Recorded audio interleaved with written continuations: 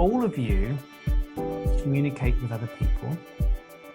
Some of you may be coaches or facilitators and work with people for a living or a part-time living. So there's a communion between you and other people.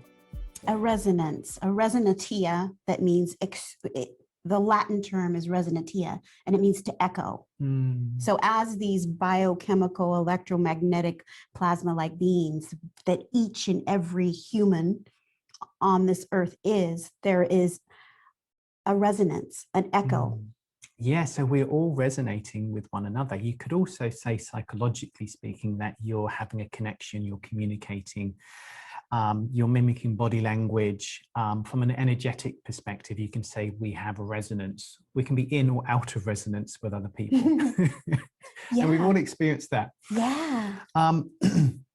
So because we teach wholeality, we're looking at the whole nature. So we're looking at the psychological and the energetic and the emotional. It's like all of it. And so talking about thought psychologically to start off with, you can say that thought arises in our biological computers and gives us images, visualizations. We may be able to hear our thinking in our head, but also thought is bigger. It's a power which is part of how experience arises, but also thought is a frequency, an energetic frequency.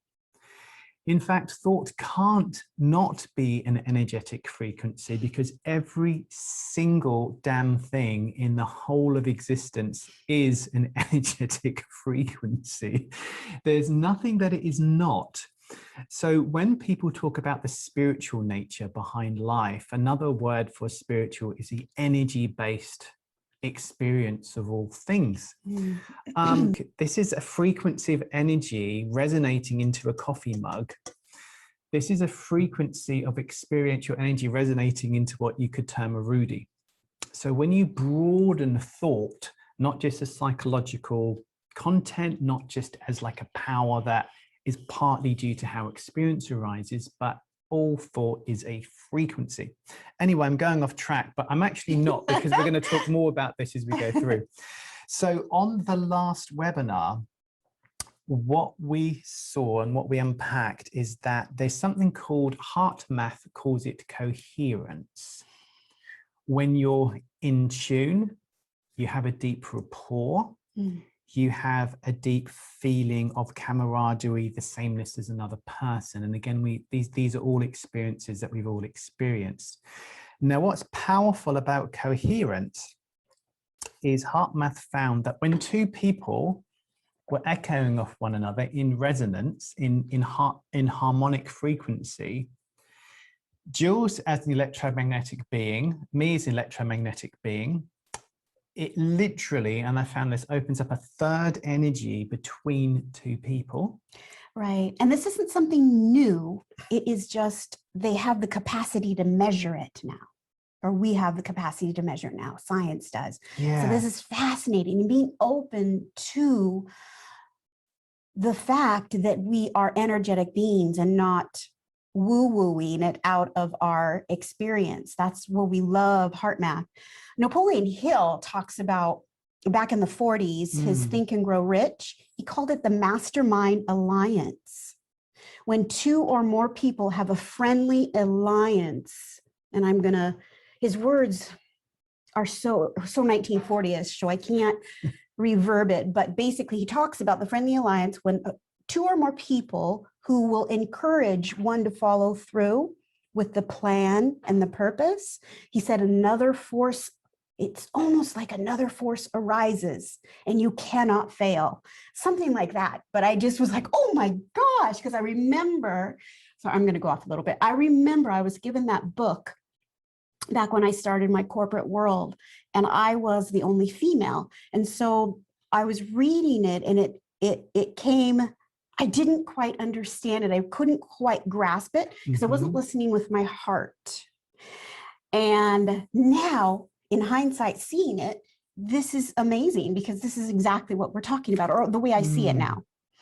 So Napoleon Hill was talking about another force arising between two people in resonance. Heart math calls it a third energy arising between two people in rapport.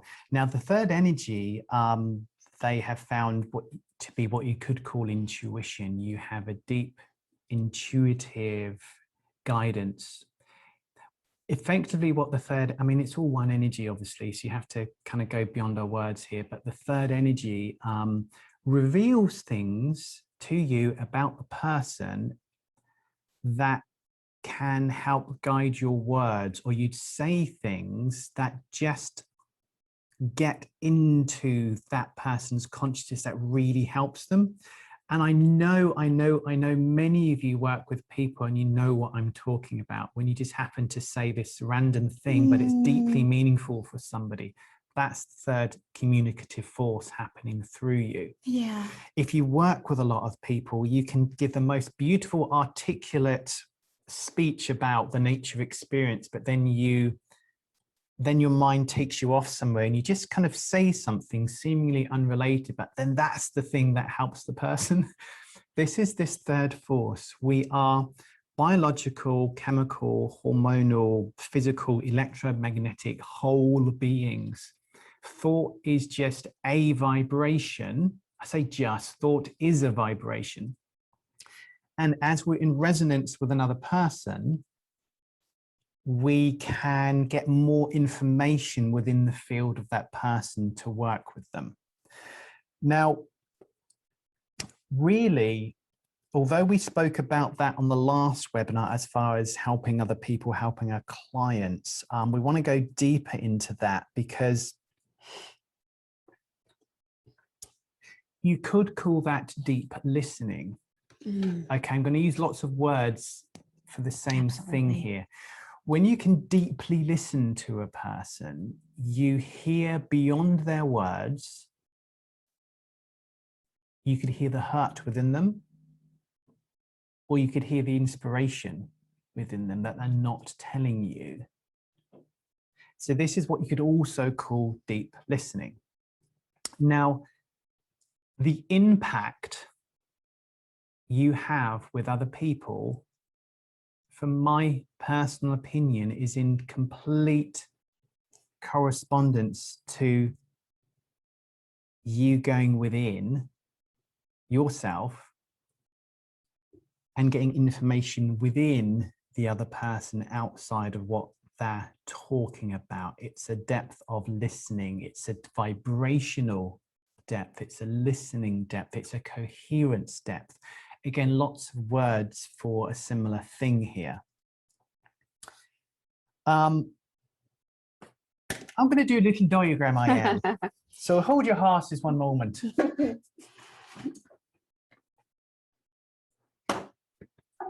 Oh, so imagine it like this, and we're going to start expanding this beyond two people here, but we want to set it up like this. Explain what coherence means from the heart math perspective. Coherence is the energy exchange from the heart to the brain is in sync. It's, and that's just within your being. So when you're in sync, there's an expression, a vibration, a frequency that is released. And then when Rudy's heart and brain are in, when we have that friendly alliance, as Napoleon Hill says. I'm going to share my screen. Hang on a moment. Okay, so this is, I don't know if you can see a diagram, a boy and his dog. So this is an example of what we're talking about, so you know we're not just making stuff up here. This is an ECG. So Mabel's the dog. That's actually the name of our cat, isn't it? Yeah. Yeah, we've got a cat called Mabel. Anyway, the dog's called Mabel, and Josh is the boy. So Josh walks into the room that his dog Mabel's in. Now, Josh doesn't stroke the dog, doesn't go near the dog. He sits down and he starts developing or cultivating love for his dog, which you could also call coherence, which is a higher frequency. Now, okay, no physical contact here, no talking to the dog. There's no physical communication with the dog between Josh and Mabel. Now, the ECG has shown that when Josh starts doing this, the dog's heart rate and brain waves sync with Josh. You can see it here. And when he leaves the room, it goes back to like random stuff again. So you could say that Josh and Mabel, or Josh entrained, so brought coherence to Mabel's heart rhythm. Is that what you're saying? Yeah, we could talk a bit more about that as well, actually. Another one is a lady and her horse. Same thing. The lady comes into the room here, doesn't stroke the horse, doesn't talk to the horse, but just sits in the horse's vicinity and starts developing, I call it metta, which is oh yeah, that's beautiful. Which is compassion towards the horse, a feeling, because feeling is an emotion, energy in motion. That's what a feeling is. It's an energetic frequency. And again, no physical contact. The horse and the owner get in sync with one another. Their brain and their heart coherence syncs. Now, again, I have to say, you don't even have to be in a physical vicinity of somebody, because really, absolutely, there is no location. I mean, yes, relatively, Azra's over there and we're here, and Donna's there and we're here as far as a physical location, but absolutely speaking, every single thing, we live in a sea of dancing frequencies, and it's this whole soup of communication. We're just unpacking that. Now, I have to say, as we go forward, this is only one of 4 aspects we talk about in our wholality. This is what we're calling the energetic nature. We talk more about the oneness, which you could call the non-dual nature. We talk about the nature of perception, which you could call the inside-out nature. And we talk about the nature of creation, which you could call the law of attraction. But what we do, we look at fundamental universal powers before belief systems, and they're all from one power, but we're just talking about the energetic nature. So we're just giving you part of the whole here, just the energetic nature. Obviously, in the facilitated training, we go into all of these powers. So what we're saying is that our vibration, which you could call, if we're in a fast moving energy, looks like this. You could call that love, compassion, bliss, gratitude. Or so this is a frequency. This is we call it a high vibrational frequency, not because high is good and low is bad. It's just the cycles per second within the wave. I just want to make that meaning clear. there's more cycles per second. There's more dips and troughs per second, basically. There you go. Slow moving energy, which would look kind of like that, which you could call sad, depressed, disempowered.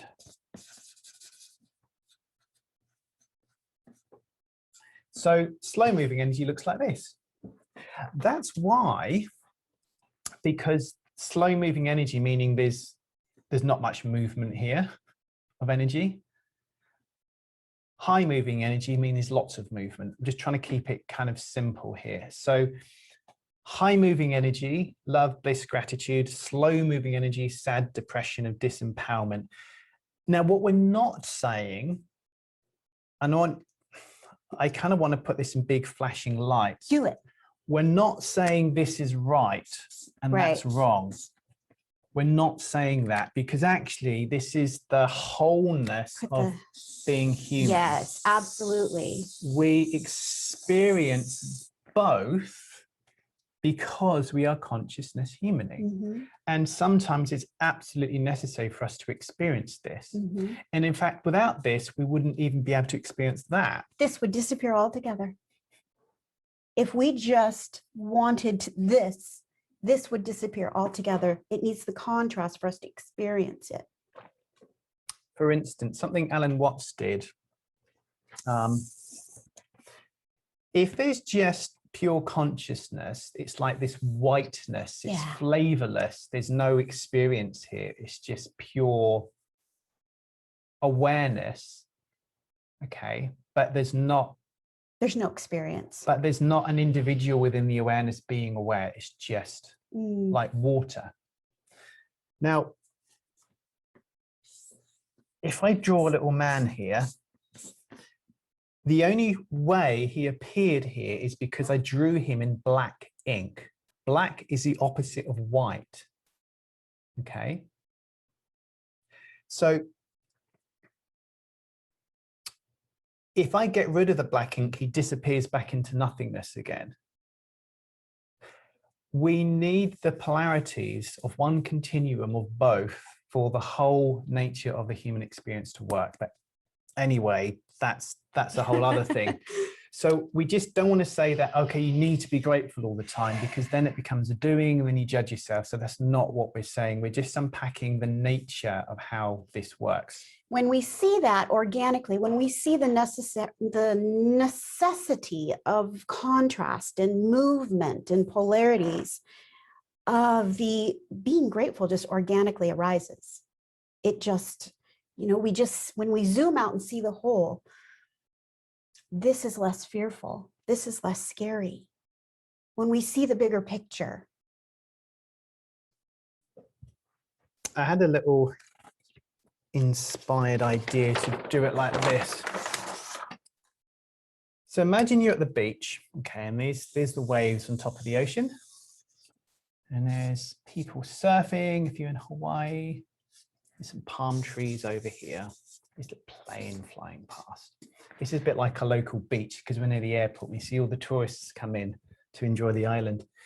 Now, most of us completely necessarily, and we do it too, are kind of surfing on the surface of the waves. We've got accounts to do. We need to pick the kids up. We need to work out about buying that house. We need to fulfill these commitments. So we're kind of just surfing life. Now, hands up who's ever been in their kind of logical, rational, form-based mind, and then you work with someone, you kind of drop down and all of a sudden you feel a heart-based feeling and you start talking from a deeper space. Hands up who's experienced that before. Perfect. Okay. So what can happen is we start dropping down beneath the waves. Information. Now, depending how far you dive down, the further you go, the more information that has always been present, but the more information becomes consciously realized. Now, it may not be, oh, Bria's had a tomato sandwich for lunch. Tomato sandwich. It may just be an intuition to say something to Bria, and then Bria goes, oh my God, when you said that, I had this light bulb moment. So the deeper you go, the more information is revealed within your own beingness. Now, again, on our facilitator training, we have daily embodiments that take people down, not just when they're with clients, but down, just saying down. We don't make them depressed. we take them deeper. Deeper is a better word, into the nature of all things, the energetic nature of life. Now, why are we saying this? We want to broaden it out. The deeper you're listening in life, the more information is revealed. Meaning that you have an increase in what you could call your intuition, or an increase in not just hearing, but acting on your gut instinct. Where that action takes you is probably the most scariest thing you can imagine, but also the most beautiful thing. because it takes you somewhere you never imagined you'd ever go. But when you're there, it could have been a scary ride getting there, but it's pretty freaking awesome. And it adds to your wholeness, your compassion, your love, your contentment in life. So we wanted to give a few examples of what we mean, and then we'll love to hear a little bit from you guys. So for instance, actually, so Jules, talk a bit about, you worked with a lady recently, and talk about where she was and where she got to from your sessions. Well, I can talk about the very first one. It's really interesting because I had no facilitator or coaching experience. I have a bachelor's degree in marketing, and I'm a nurse. But it was when Rudy put me up on the website that was the scariest thing for me. And somebody called from halfway around the world to talk to me, and they paid money for that. And I was so nervous going into this Zoom meeting with this amazing, beautiful soul. And when she started speaking, I had this feeling inside of me. I saw myself in her. There was that deep sense of knowing of what she as a human was experiencing. And then I call it, I need to excuse me, but this is just what I say. I call it word vomit. Words arose without knowing where they came from. And what we describe now is we became in coherence. There was a connection, a deeper level of connection. Then afterwards, she wrote this beautiful testimonial that she was able to see deeper into herself, and all of the fearful things that she was experiencing fell away because of her new perspective. But it was the connection. It was the non-physical connection from around the world that was such an honor to be experiencing with her. So Jules is kind of humble. This person was suicidal. She'd been depressed for decades, agoraphobic. She was, the poor lady was really suffering. Now, one session with Jules, and what did she say afterwards? She left her house. She started eating again. She started keeping her food down without trying to eliminate what she just ate. She saw love in other people. And I know that she saw love in herself. And when you see love in yourself, you can see love in other people. When you see that divineness in you, you see it in the world. She had a hope to live. And yeah. And she said she wasn't scared anymore. She wasn't scared anymore. But the things that she still experienced what I call contractions, but she wasn't fearful. She knew that it was important for life, just as spring, summer, winter, fall, just as the inchworm needs to contract to expand. There needs to be movement and polarities for life to go on. She stopped fearing life. So I've had, and maybe you guys have had, but I've had experiences of this too with people who are really suffering. Now, I don't mean to be disrespectful, but if you just kind of say to someone, oh, it's just all thought, that's only part of the whole. Yes, thought is partly causing experience, but it's deeper. There's the frequency dimension. There's a compassion, you can say. And what happened is there's a difference between teaching me understanding and allowing me understanding to teach through you. It's a different vibration. And what happened, Jules went really deep. There's all this information got revealed. And from that depth, people remember the depth of themselves. And all of the surface level, I'm broken, I can't do anything, I'm not worthy, all the surface level stuff, because that's what it is. It's waves on this infinite depth of God, of the ocean of life, of this profound universal mind.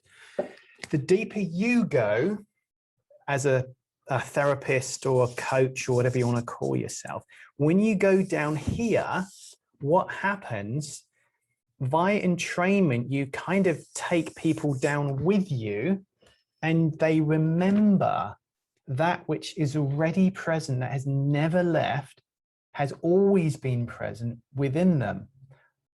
What's the word you use for that? A knowing. A knowing without knowing how you know. Yes.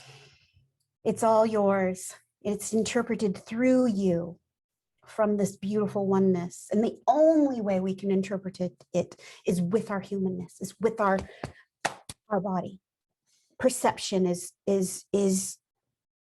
experiencing life. And I say this, it's not a sexual thing, but it's sensually with all of our senses, all of the five senses, and then some. So I think this is the missing link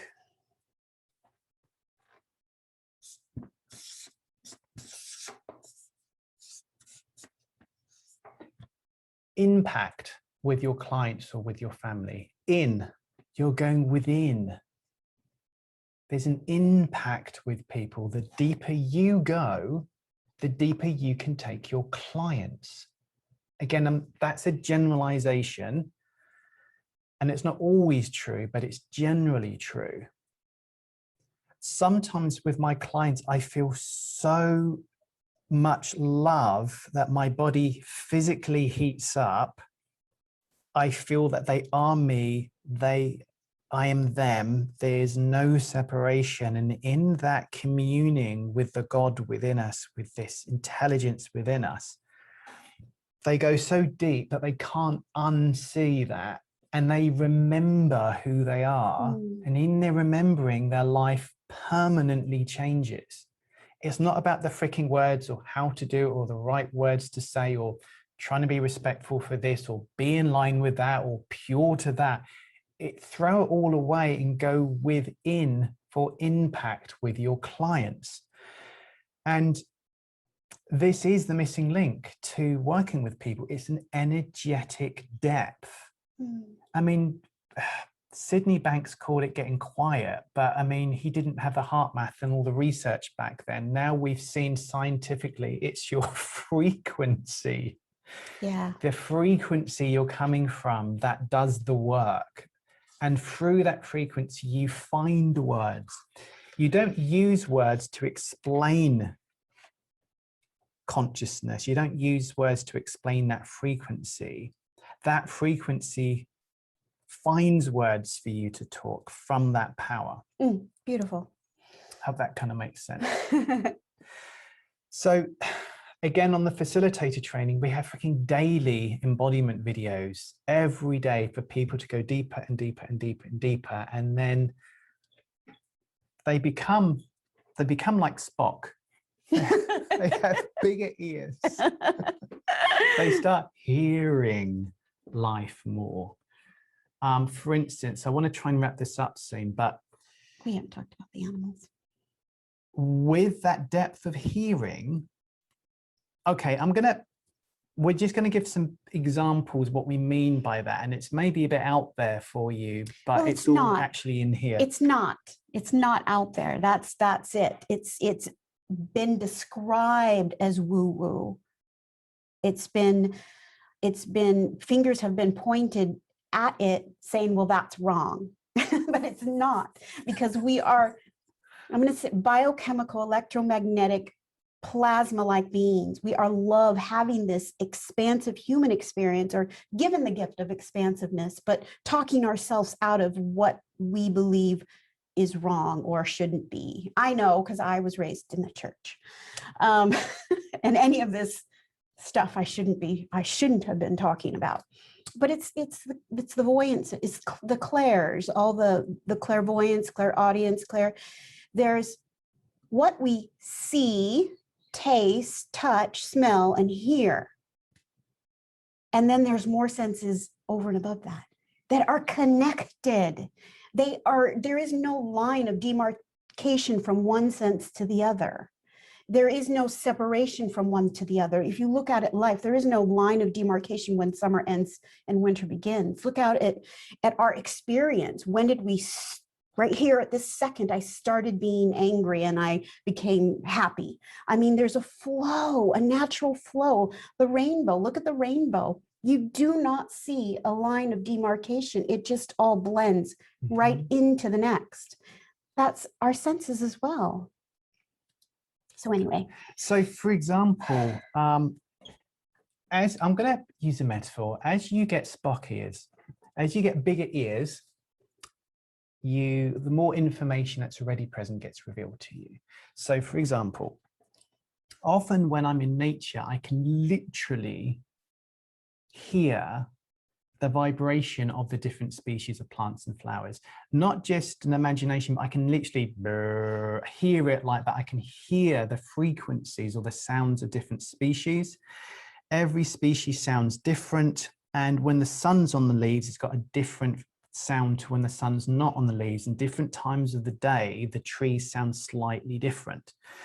Now, I thought I was going crazy when I started hearing this, but I realized every single thing in existence is a frequency. And as our hearing increases, we start hearing more. I can often see the energy field around people because we're electromagnetic beings. So my visual perception changed. It's just a natural implication of going deeper. You get more information. Talk a bit about animal communication. So there's if you're not in the group, in our Wholeality group, join the group, because I commented on a post that I put up last year and it went to the top, and you'll see pictures of what look like sticks. I've just put the link in the message. Oh, okay. There. So I remember thinking to myself, if I didn't know better, I swear these birds are talking to me. And I was able to kind of communicate with them, or I thought I was able to communicate with them, but then I talked myself out of it. But I sat out there one day, I was feeling sad. I was missing Sophia, and the birds that I thought were talking to me were chattering, but I didn't respond back to them. I had made no words. I didn't look at them, but they started to bring me sticks, and sticks day after day after day. And Rudy and I sit out there and he gets jealous because they leave sticks on my side of the lanai of the deck and not his. But so I took pictures of this and I posted it in our Wholeality, and I just updated it, and I took a picture this morning. The sticks are accumulating again because they go through a cycle, as all nature does. You know what happened? So Jules's daughter Sophia passed away a while ago now, and so sometimes Jules has cry days, as any mother probably would do, having physically lost her daughter. So Jules was outside and she was communicating with the birds, and she started crying. And then the next day she woke up and there's this big pile of sticks there. And then about 2 months later, you had a Sophia cry day. And then the next morning again, you got loads more sticks. That's right. So there was this response from the birds. Yeah. Also, I remember hiking with a good friend, Linda Ramis, and there was these really beautiful condors, the biggest bird in the world, flying around right up in the updrafts. You couldn't really see them, and I really wanted to see them. So I communed. I felt this heart, an indicator here is the heart opening as you go deeper, this connection, this heart opening connection. And I said, please, condors, I would love to see you. I'm just so grateful for you, and I just worship you. You're these beautiful creatures. And it was such a higher vibrational energy that I felt deeply serene after doing that communion. 10 minutes later, a condor swooped right over my head. And then as I was walking down, one landed on a tree about 15 feet from where we were. And Linda, who's done the trail quite a lot, it's the only time I've ever heard her swear. She said, effing hell. And I was like, oh, I didn't even know she was capable of swearing. I've never in all my years seen that. A condor was just sitting on a branch, just kind of looking at us. I remember you took a picture and sent it to me. Now, this could just be coincidence, but there's been too many coincidences, like with the sea turtles, with the Right. birds, like with the geckos. I do this thing called the Metta Bhavana meditation, which is the art of loving kindness, where you consciously cultivate compassion in your own heart. Whenever I do that, okay, when I do that and there's a very strong vibration, because it's not always, the geckos on my lanai come up, and sometimes they crawl up my leg and sit on my lap. Like I've had them on my hand. I mean, they're only kind of this big. And once there was 5 of them all around me when I was exteriorizing this coherent energy of love. Now, they don't do that because they're wild lizards. They only do that in that frequency. Mm-hmm. So I guess what we're trying to say is there's a lot more potential in the human potential. Yeah. There's a lot more experience in the human experience. And part of the reason we're going towards wholality, which is just a name we've made up to give it some kind of measurement so people know what we do, we want to be able to articulate that and talk about that, but then show how that works so other people can broaden their experience of life too. Right. We just want to give permission to be wholly human. That's it. And not call it woo-woo or say that that's wrong. There's 7.8 billion unique expressions, unique humans. Nobody knows what's right for you. Only you know what's right for you. Nobody knows your truth, but you know your truth. And we honor that. So some people, there's all these clairvoyance, audience, sentience, cognizance, can't even say it. And it's just like being an artist or an artist. You've got the singing, the dancing, the playing the guitar, or somebody who's good in sports, somebody who likes to write, somebody who likes to speak in front of people. We all have these unique, exquisite powers that you see in the form. In the non-form, it's the same. I don't know anybody who can, have all of those clairs up and running, but I'm sure there's somebody out there. I wanted to, with your little man here, so we've got, I was told to make my lines darker. I was warned before I pick up one of these so I'm going to make it darker. So 1, 2, 3, 4, 5. Humans only have 5 senses, right? There's only one color in the rainbow, right? No, wrong. So we've got unlimited with each sense.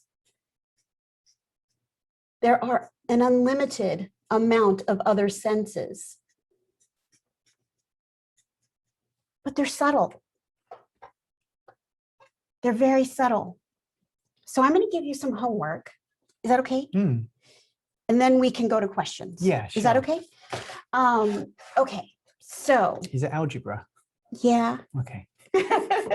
Okay, so now, this could be seen as meditating, but you can just do it for 2 or 3 minutes outside. And I want you to sit outside. Close your eyes. So now this is key. Do you want us to do this, or are we just listening to you do it? Well, we could do it for 2 minutes. Okay, let's do it. Okay, well, let's turn off the screen because we want. Okay, so get comfortable. And then we're going to go to questions because I know Bria's got her hand up. I know, there, patiently. Her hand must be getting tired. Yeah. Okay. I'm going to turn the camera off then. Right. Yeah? Okay, so just listen to Jules' voice. Okay, so close your eyes. And the reason I say close your eyes is because that through our vision, our physical vision, we receive 70 to 80, probably more amount of stimuli. So we want to close that off and allow our hearing, our taste, our smell, our touch, I'm probably missing one, all of our other 4 senses to become a little bit louder. And in noticing these other four senses, focusing on that, bringing your awareness to these other four senses, the mind quiets organically and naturally. And so what I drew earlier on the board was we'll just say four senses. So bringing that an awareness to that, think about the rainbow and think about the lack of demarcation, that there is no demarcation. When you really look at a rainbow, you can see all of the colors and every single color in between. So with each of these four senses, what do we hear at a deeper sense? What do we smell at a deeper sense? What are the sounds in between the sounds? How does the wind feel on our back? So just sit with that for about 60 seconds in silence.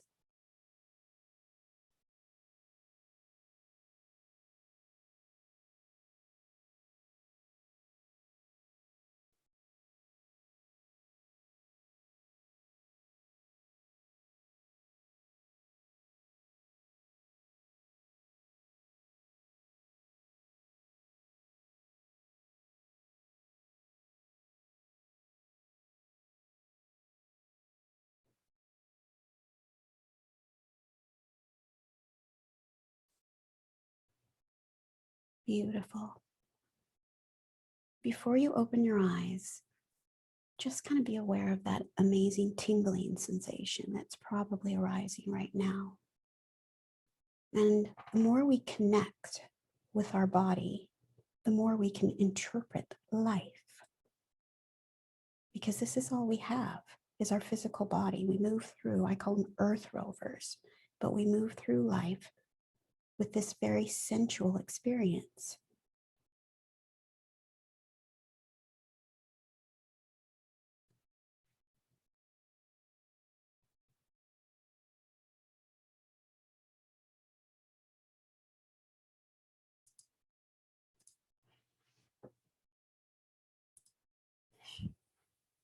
Okay. Yeah. And just open your eyes. So when you're sitting outside watching your pets or just sitting outside, I say outside because you can feel the wind and hear the birds and feel the sun or even the rain here in Hawaii, because it does it every 10 minutes. You have a more physical experience. And it's almost like our bandwidth expands. In the silence, in the subtleness, we get messages, and they're unique to you. Only you know what you experience internally. Yeah. Bria, would you like to say something, Bria? I've had this experience when I've given talks to like hundreds of people. So the first time I gave a talk, I was asked to give a talk at a big convention when I was 22, and it was hundreds of people, like, I don't know, 500 people, something like that.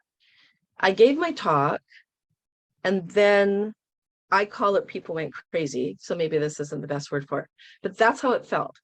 First of all, 5 minute standing ovation. Then people were coming up and wanting to touch me and pour their heart out to me, and would surround me and all talk at me at one time and be like ecstatically telling me their lives. And Bria, just briefly, like, can you remember the feeling? Could you put a label to the feeling you were feeling when you gave those talks? Well, I tend to just talk very naturally from myself. I just tend to be very honest and sincere and natural, and just, I guess it's from my heart, but I tend to speak very naturally, just get up, sincerely speak from my natural self, tell my real experiences in life, Beautiful. what I've learned, that kind of thing, right? So You're very open, and you're igniting these other experiences, these other non-physical experiences, senses within other people. They're, it's being ignited in them. So when people, and again, you can check this against your own experience, aren't talking for the facade of wanting to be liked, wanting to be perceived in a certain way, trying to uphold a something, when there's just, as a metaphor, the sheer nakedness, the vulnerability, you could call that a lack of identity in a sense, not identifying with anything or anybody or any self-identity. There's just this channeling of what needs to come out. That is what you could define as coherence, which again looks a little bit like this, as far as there's lots of waves per second. Now there's something called entrainment. It's the term entrainment. Now, if Bria or anybody is here from this feeling state, okay, and people listening, it could be in a one-to-one, or it could be, hundreds of people, if they're in a slow moving energy.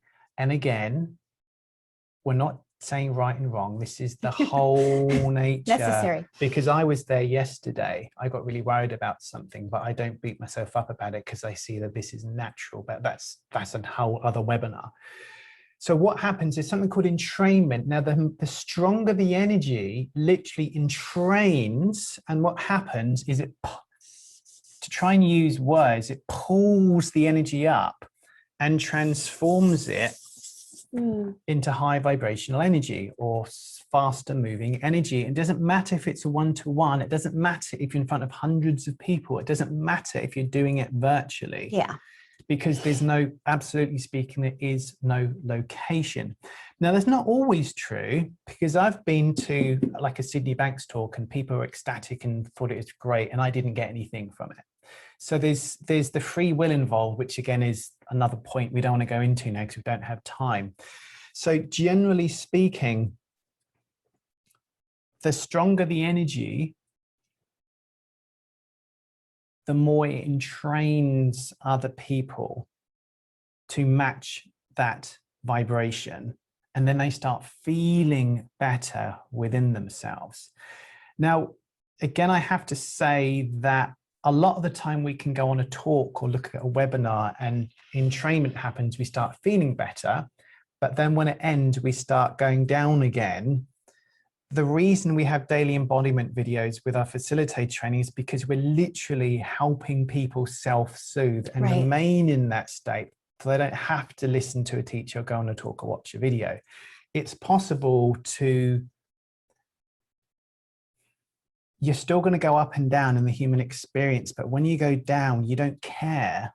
You don't make any meaning or identity about the slow moving energy. And then you return to the fast moving energy much quicker, and you embrace the whole nature of us. So fundamentally, Bria, that's what's happening. And some people access this when they give talks. What we're trying to say is that isn't just a spontaneous thing when you do things or when you work with people. This can be a deeper listening into life itself that's more constant. But again, my opinion is that needs to be cultivated, and you need to go within to have it more consistently in your life, rather than just a one-off thing when you work with people. Beautiful, Rudy. Is that okay, Bria? Does that make sense? I'm sure. Yeah. Beautiful.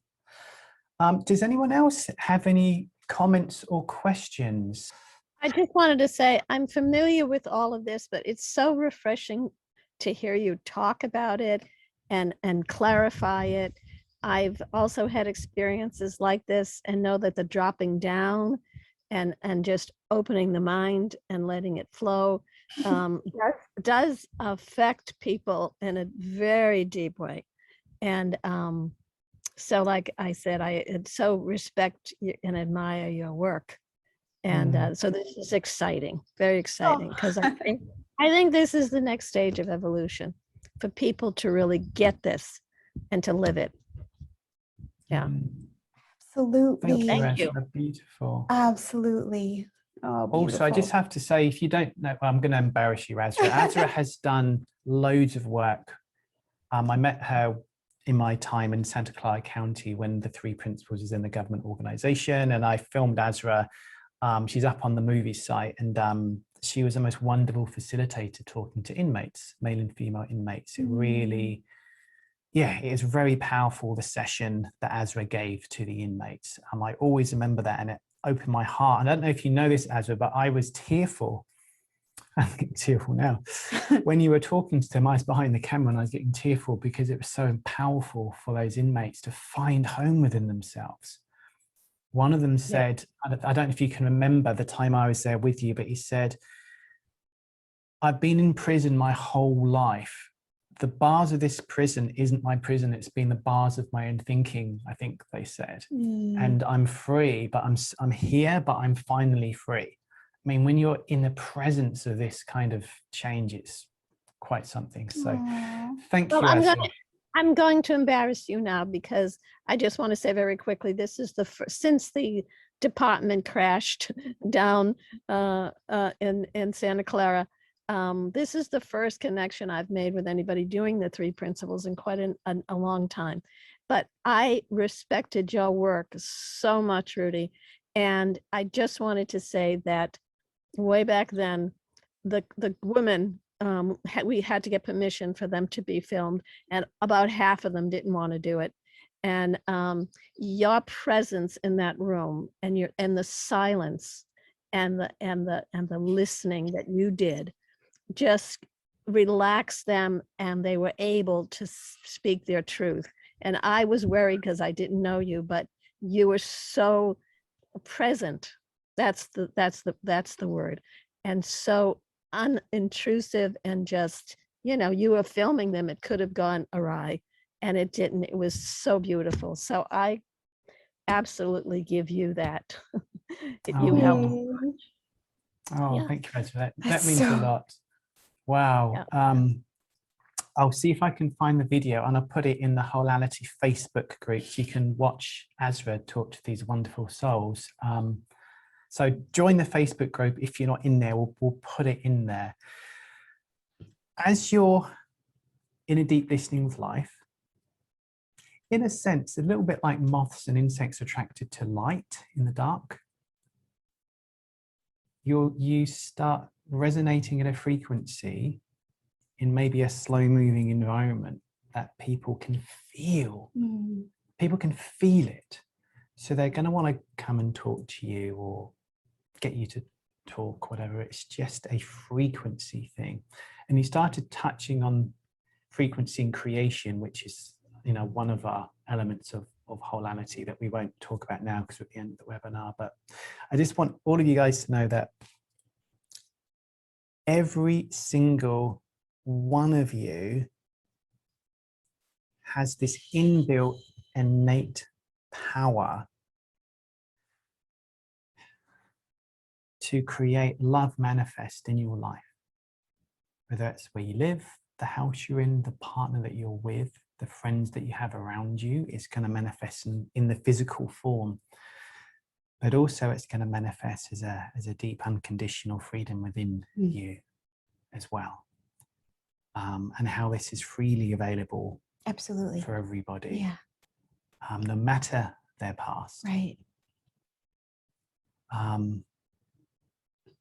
And we're gonna, keep doing free webinars. We every webinar we just scratch the surface of the Wholeality of life. And there's so much. I was saying there's so much more to say, but at the same time, there's so much less to say, because it's in the silence of it that the enormity of it gets revealed. We just want to give them permission to, myself permission to be all of me.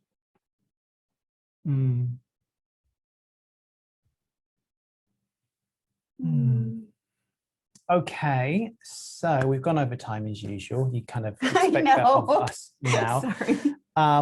The link to the Facebook groups in the chat. The link, if you want to talk to us one-to-one about the facilitated training, is in the message.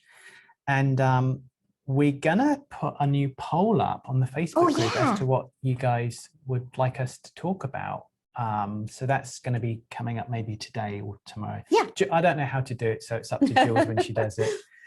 But until then, I keep saying this, but the way within is the heart. Compassion is the extension of hearing and seeing, experiencing more in life. It's a heart-based emotion. You can't think your way there, but you can feel it within your beingness. And that feeling is the thing that attracts other people. Because everyone's desperate for a reminder of where home is, even if they don't know it.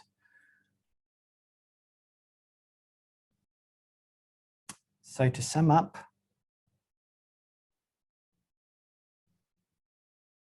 for me, the missing link to having deep impact with others is the vibrational state, is going deeper. And the missing link to having a full, more whole experience of all of us is the heart. Anything else?